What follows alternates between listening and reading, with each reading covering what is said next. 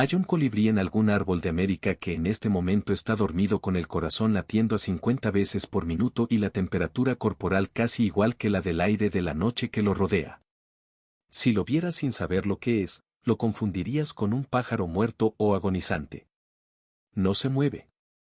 No responde a estímulos ligeros. Su metabolismo bajó a una fracción mínima de lo que era hace pocas horas. Y lo que va a pasar al amanecer cuando vuelva a activarse es, en proporción al tamaño del animal, uno de los procesos biológicos más energéticamente costosos que existen en cualquier vertebrado vivo. Porque durante el día, ese mismo colibrí tiene el metabolismo más rápido que existe en cualquier vertebrado del planeta. Su corazón puede latir a 1200 veces por minuto. Visita entre 1000 y 2000 flores diarias. Consume el equivalente a su propio peso en néctar cada día. Y es el único pájaro del mundo que puede volar hacia atrás, de lado, hacia adelante y quedarse completamente inmóvil en el aire, todo al mismo tiempo. La paradoja completa de la biología del colibrí está en que el animal con el mayor gasto energético de cualquier vertebrado tiene que convertirse, cada noche, en algo que parece muerto para no morir de verdad. En Inteligencia Animal TV ya hemos hablado de depredadores con precisión milimétrica, de insectos que sobreviven el espacio y de aves que esperan horas inmóviles en el pantano. Hoy toca el que probablemente sea el vertebrado biológicamente más extremo de todos, el que más límites empuja al mismo tiempo, en el cuerpo más pequeño posible. Empecemos por el vuelo, porque aquí la diferencia con cualquier otra ave es absoluta. La familia Trochilidae, los colibríes, tiene más de 360 especies. Son exclusivos del continente americano, desde el sur de Alaska hasta Tierra del Fuego. Su mayor diversidad está en los Andes tropicales, donde la variedad de flores y altitudes permitió una explosión de formas especializadas durante los últimos 22 millones de años. Y todas ellas comparten el mismo mecanismo de vuelo, que no tiene parangón en ningún otro grupo de aves. La mayoría de las aves generan sustentación principalmente en el movimiento descendente del ala. El movimiento ascendente contribuye poco o nada. El colibrí, en cambio, genera sustentación en los dos movimientos, tanto al bajar el ala como al subirla. Eso es posible porque sus alas se rotan completamente en cada ciclo de aleteo, de modo que la superficie alar activa siempre está en la posición correcta para empujar el aire hacia abajo. El resultado geométrico de ese movimiento, visto desde arriba, dibuja un patrón en forma de cifra 8 o de hélice horizontal, con cada punto del ala describiendo un lazo en el espacio. Ese mecanismo es lo que le permite hacer lo que ningún otro pájaro puede, vuelo estacionario real, completamente quieto en el aire frente a una flor, sin desplazarse ni un centímetro en ninguna dirección durante minutos si es necesario. Vuelo lateral puro, desplazándose de flor en flor sin girar el cuerpo. Y vuelo hacia atrás, invirtiendo el ángulo de las alas, alejándose de una flor hacia atrás con la misma facilidad con que se acercó. Los músculos de vuelo que hacen posible todo esto representan entre el 25 y el 30% de su masa total. Para que esa proporción sea comprensible, en la mayoría de las aves, los músculos de vuelo son el 15 o el 20% del peso. El colibrí redirige una fracción mayor de sus recursos biológicos al vuelo que cualquier otra ave conocida. La frecuencia del aleteo varía según la especie, las más grandes, como el colibrí gigante andino, aletean unas 12 a 15 veces por segundo. Las más pequeñas, unas 70 u 80 veces por segundo en vuelo normal. Y durante los picados de exhibición de cortejo, cuando algunos machos se lanzan en caída libre desde alturas de más de 20 metros para impresionar a las hembras, la frecuencia sube todavía más, y la velocidad puede superar los 90 km por hora en el momento del picado, que es la velocidad relativa al tamaño corporal más alta registrada en ningún vertebrado. Si la imagen de un vertebrado del tamaño de un pulgar alcanzando 90 km por hora en el momento más crítico de su cortejo es lo que esperas encontrar en un canal de biología animal, suscribirte a Inteligencia Animal TV es la forma de que sigamos encontrando estas historias cada semana. Y ahora el metabolismo, porque el vuelo es solo la superficie de algo más profundo. El colibrí tiene el metabolismo más rápido de cualquier vertebrado por unidad de peso corporal.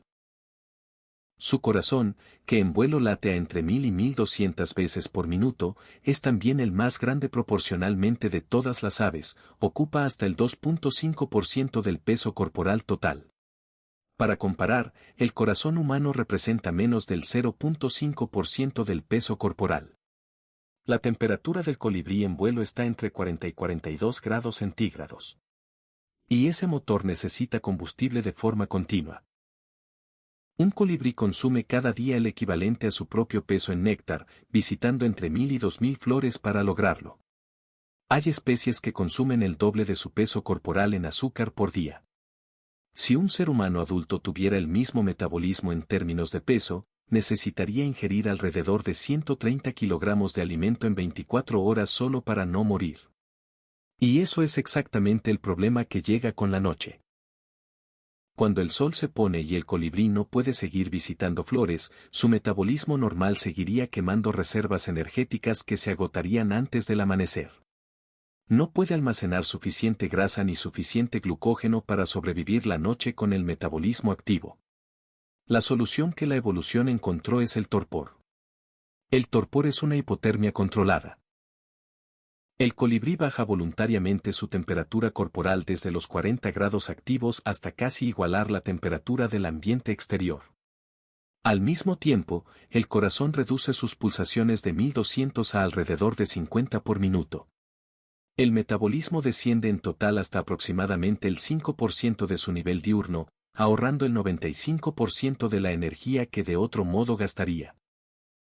El colibrí permanece en ese estado durante toda la noche, insensible, aparentemente muerto, mientras la temperatura de su cuerpo puede bajar hasta los 10 o 15 grados centígrados dependiendo del entorno. Al amanecer, el proceso de reactivación arranca solo. El colibrí empieza a tiritar, generando calor muscular para subir su temperatura corporal.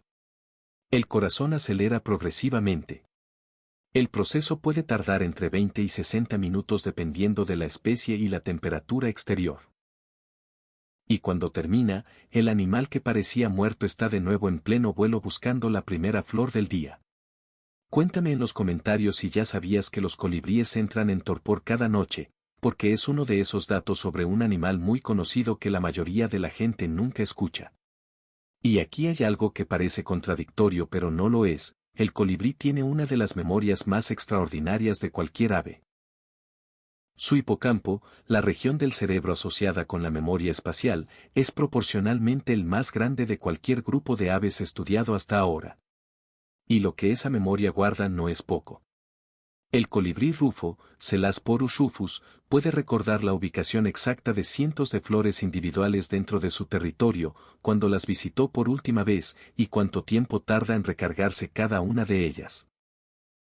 Los estudios publicados en la revista Current Biology demostraron que colibríes en libertad aprendían los ciclos de recarga de flores artificiales con diferentes tiempos de llenado, desde 10 hasta 40 minutos, y programaban sus visitas de forma óptima para llegar cuando cada flor estaba llena sin visitar las que todavía estaban vacías. Y esa memoria supera la escala de una sola temporada. Los colibríes migratorios recuerdan la ubicación de flores y comederos específicos que visitaron en el año anterior, incluso después de migraciones de miles de kilómetros. El colibrí rufo, que cría hasta el sur de Alaska, realiza una migración de hasta 4000 o 5000 kilómetros hasta sus zonas de invernada en México, una de las migraciones más largas en relación al tamaño corporal de cualquier ave que se haya documentado. Y cuando regresa en primavera, es capaz de encontrar la misma flor, en el mismo arbusto, en el mismo jardín de la misma ciudad, que visitó el año anterior. Investigadores encontraron que los colibríes rufos podían localizar flores visitadas por primera vez 8 o 12 meses antes, en el mismo lugar del año anterior, a pesar de que el paisaje vegetal había cambiado completamente entre temporadas. El mismo animal que tiene el metabolismo más extremo del planeta dedica una proporción cerebral desproporcionada a recordar exactamente dónde están sus recursos. Y el néctar, con toda su importancia central en la vida del colibrí, no es suficiente por sí solo. El néctar aporta carbohidratos para la energía. Pero la proteína que necesita para mantener músculos, plumas y tejidos no viene de las flores. Viene de los insectos y las arañas que el colibrí captura en el aire o extrae de las flores que visita, con la misma precisión que usa para llegar al fondo de un espolón floral. Comparte este video con alguien que crea que el colibrí se alimenta solo de néctar, porque esa persona tiene media historia del animal que más visita su jardín. Y esa relación entre el colibrí y las flores no es accidental ni unilateral. Es el resultado de millones de años de coevolución en la que ambas partes se modificaron para el otro. Las flores polinizadas por colibríes tienen forma tubular, sin plataforma de aterrizaje, porque el colibrí no se posa, solo flota frente a ellas. Son rojas o naranjas, colores que los colibríes ven muy bien y que las abejas, sus potenciales competidoras como polinizadoras, ven mal. Son inodoras, porque el colibrí tiene poco sentido del olfato comparado con otros polinizadores. Y tienen el néctar en la parte más profunda, justo donde la probóscide del colibrí puede llegar y los insectos cortos de trompa no. Cada característica de esas flores es una respuesta a algo que el colibrí hace.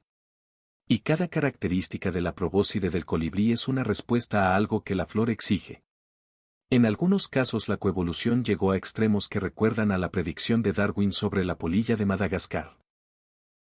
En los Andes existen especies de colibrí con probóscides curvadas hacia arriba, o hacia abajo, o en ángulos específicos, para acceder a flores que tienen exactamente esa curvatura y que ningún otro polinizador puede alcanzar. La forma del pico refleja exactamente la curva del espolón de la flor con la que coevolucionó. Y en muchos casos, esa relación es exclusiva. Si la planta desaparece, el colibrí específico que depende de ella no tiene un sustituto fácil. Si el colibrí desaparece, la planta pierde su único polinizador eficaz. Es una interdependencia tan estrecha que la extinción de uno puede arrastrar al otro, incluso si ese otro no está directamente amenazado por ninguna otra causa. Y en el extremo más pequeño de todo esto está un animal que empuja los límites al punto de volverse casi increíble. Pero antes, los colores. Porque el brillo metálico del colibrí tampoco es lo que parece.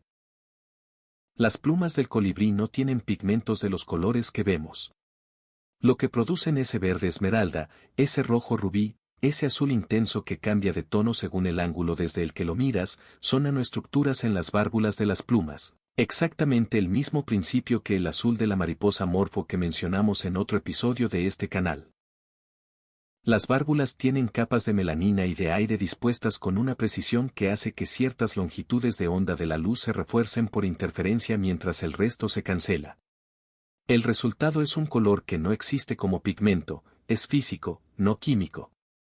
Y cambia según el ángulo de visión porque la geometría de la interferencia cambia con el ángulo. Por eso el cuello de un macho de colibrí puede verse verde desde un lado y negro desde el otro, en fracciones de segundo de movimiento. El zunzuncito, Mellitzuga elenae, es endémico de Cuba. Mide entre 5 y 6 centímetros de largo y pesa alrededor de 2 gramos. Es, junto con ciertas ranas y ciertos peces, uno de los vertebrados más pequeños que existen. Sus huevos son del tamaño de una arveja. La hembra, que es más grande que el macho en esta especie, tiene un nido con forma de copa construido con telarañas y líquenes, lo suficientemente pequeño como para caber en una cuchara de café. Y aún así contiene todo lo que la biología del colibrí contiene, el corazón proporcional enorme, los músculos de vuelo que son casi un tercio del cuerpo, el sistema de torpor, la memoria espacial, la coevolución con las flores. En el extremo opuesto del espectro de tamaño está el colibrí gigante, Patagona gigas, de los Andes, con hasta 21 centímetros de longitud y 20 gramos de peso. La diferencia entre el más pequeño y el más grande de los colibríes es de 10 veces en longitud y de 10 veces en peso. Y los dos tienen el mismo plan corporal fundamental, la misma mecánica de vuelo, el mismo torpor nocturno.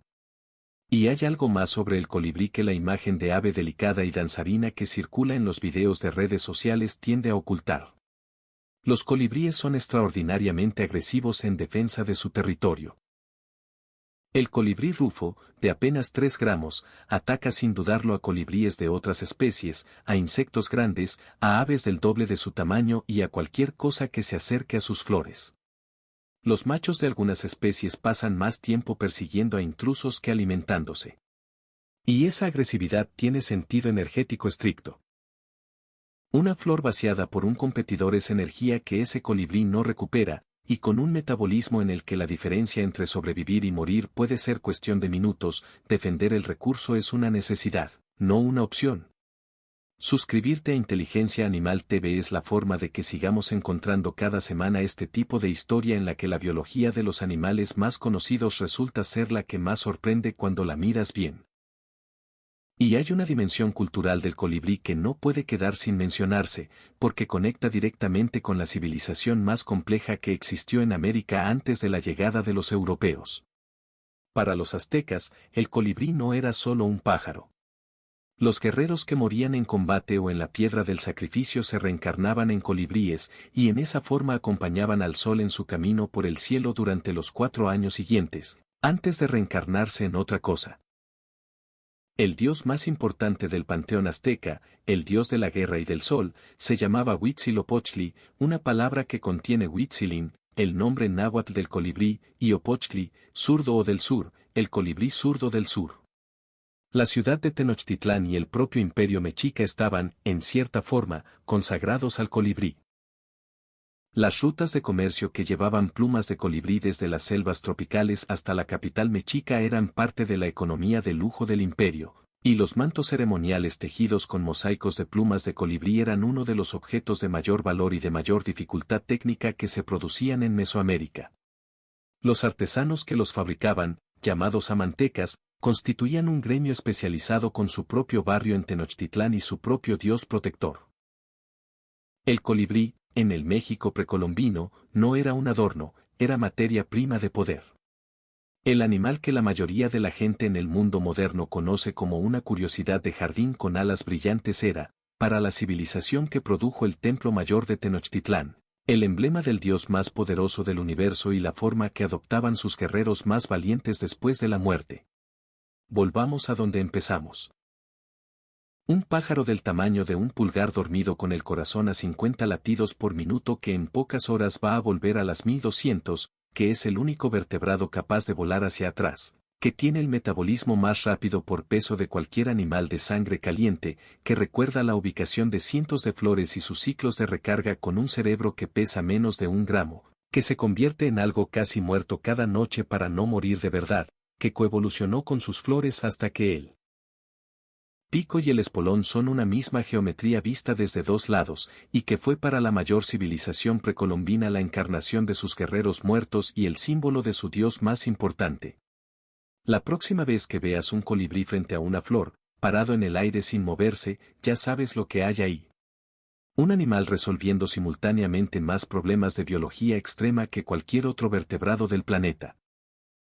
Y haciéndolo con el cerebro más eficiente en términos de memoria espacial por peso que existe en ningún grupo de aves conocido. ¿Cuál de los datos de este episodio cambió más la imagen que tenías del colibrí? El torpor nocturno que lo convierte en algo parecido a un muerto cada noche, la velocidad del picado de cortejo, la memoria de 1000 flores con el horario de recarga de cada una, o la conexión con Huitzilopochtli. Cuéntamelo en los comentarios. Comparte este video con alguien que tenga un comedero de colibríes y piense que sabe todo sobre este pájaro, porque lo que de verdad hace ese animal entre visita y visita al comedero es mucho más extremo de lo que cualquier comedero sugiere. Y suscríbete a Inteligencia Animal TV, porque cada semana encontramos exactamente este tipo de historia dentro de los animales que más creemos conocer. El colibrí lleva 22 millones de años en América. Y todavía hay personas que lo confunden con una polilla grande.